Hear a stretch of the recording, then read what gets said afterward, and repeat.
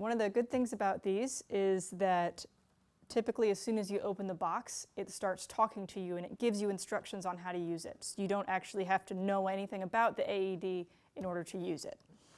So now we're going to open up the AED. Once the AED is open, it should turn on automatically. It's going to walk us through the directions here. So the first thing you're going to do is you're going to pick your pads, pull them out the pouch.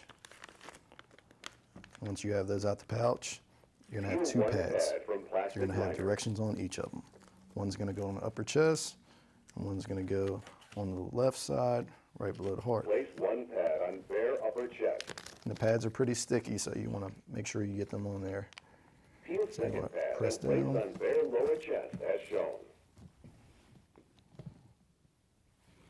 Now once the pads are on, the machine's going to analyze the rhythm of the heart to see if it's a shockable rhythm.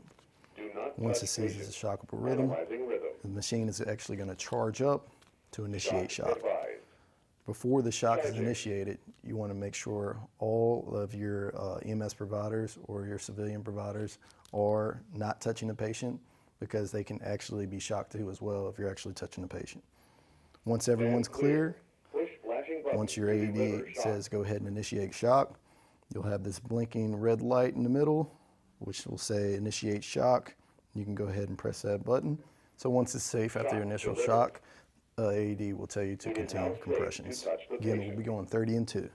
Start CPR. Give 30 compressions. Then give 2 breaths. 30. Still looking for adequate chest rise and fall.